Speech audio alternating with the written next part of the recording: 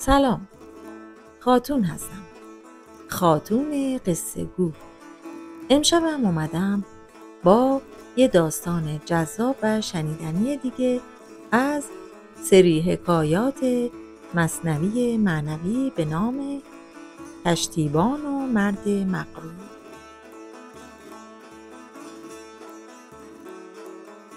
گوشتون با من باشه تا قصه رو براتون تعریف کنم. جونم براتون بگه.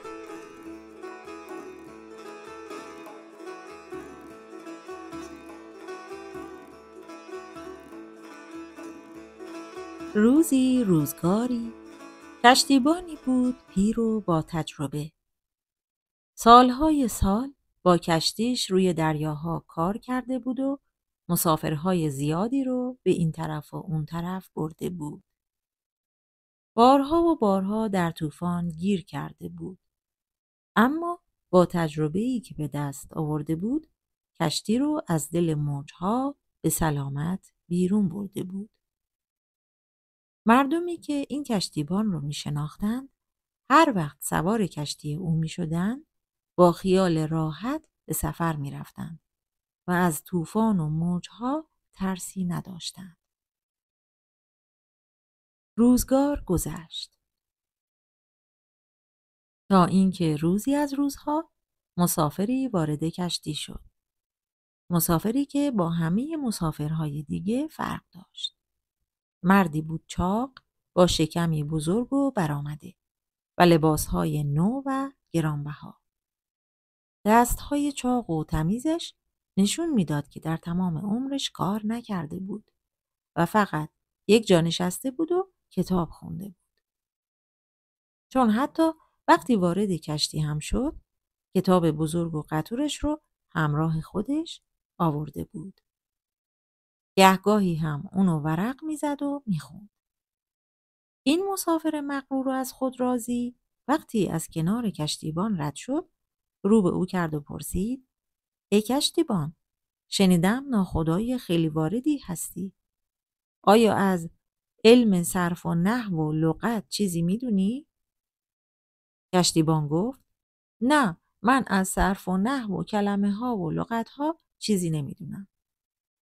مسافر پوزخندی زد و گفت: اگر چیزی از صرف و نحو نمیدونی، نصف عمرت رو فنا کردی. کسی که این علم رو بلد نباشه انگار هیچ چیز نمیدونه. کشتیبان که جلوی دیگران تحقیر شده بود، حرفی نزد و رفت دنبال کار خودش. چون میبایست کشتی رو به حرکت در می آورد. کشتی حرکت کرد و هر کس سرگرم کار خودش بود. وقتی به وسط دریا رسیدن، کم کم هوا ابری شد و ابرهای سیاه آسمان رو پوشوند. بعد باد هم شروع به وزیدن کرد و موجها یکی بعد از دیگری خودشون رو به کشتی می‌کوبیدند. در مدت کوتاهی باد شدیدتر شد و باران تندتر. رعد و برق همه مسافرها رو ترسونده بود. طوفان اونقدر شدید شد که کشتی بالا و پایین میرفت. این بالا و پایین رفتنها شدید و شدیدتر شد. موجهای بلند به بدنه کشتی میخوردند و آب رو داخل کشتی میریختند، طوری که کف کشتی پر از آب شده بود. کشتی که سنگین شده بود در آب فرو رفت و خطر غرق شدن اون نزدیک شده بود. در این زمان بود که کشتیبان به فکر نجات جان مسافرها افتاد. به همه هشدار داد که آماده باشند، چون کشتی در حال غرق شدن بود. کشتیبان به همه سفارش کرد که هر طور شده شنا کنند و جون خودشون رو نجات بدن. او به مرد مغرور که رسید از او پرسید: ای مرد، میبینی که طوفان شده و ممکنه که کشتی ما غرق بشه. آیا شنا بلدی که خودت رو نجات بدی؟ مرد گفت نه، من اصلا شنا بلد نیستم. کشتیبان گفت حالا که شنا بلد نیستی همه عمرت برباد میره، چرا که کشتی در حال غرق شدنه و تو هم غرق میشی. مرد مغرور از حرفی که زده بود پشیمون شد و از کشتیبان عذرخواهی کرد. اما عذرخواهی دیگه فایده‌ای نداشت. مرد مغرور به فکر فرو رفت.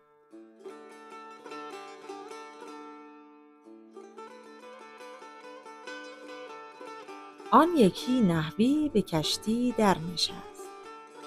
رو به کشتیبان نهاد آن خودپرست. گفت هیچ از نحو خواندی؟ گفت لا. گفت نیم عمر تو شد در فنا. دل شکسته گشت کشتیبان ز تاب، لیک آن دم کرد خامش از جواب. باد کشتی را به گردابی فکند، گفت کشتیبان بدان نحوی بلند. هیچ دانی آشنا کردن؟ بگو. گفت نی ای خوش جواب خوب رو. گفت کل عمرت ای نحوی فناست، زان که کشتی غرق این گرداب هاست. محو می باید نه نحو اینجا بدان، گر تو محوی بی خطر در آب ران. آب دریا مرده را بر سر نهد، ور بود زنده ز دریا کی رهد. چون بمردی تو ز اوصاف بشر، بحر اسرارت نهد بر فرق سر. ای که خلقان را تو خر می خوانده ای، این زمان چون خر بر این یخ مانده ای. گر تو علامه زمانی در جهان، نک فنای این جهان بین وین زمان. مرد نحوی را از آن در دوختیم، تا شما را نحو محو آموختیم. فقه فقه و نحو نحو و صرف صرف، در کم آمد یابی ای یار شگرف.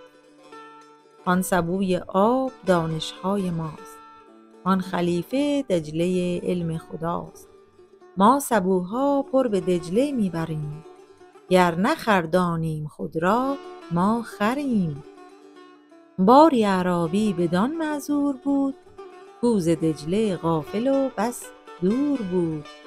گر ز دجله با خبر بودی چو ما، او نبردی آن سبو را جا به جا.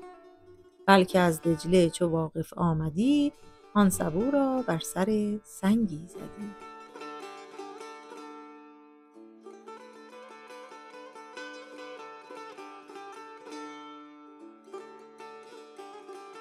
خب اینم از قصه امشب ما.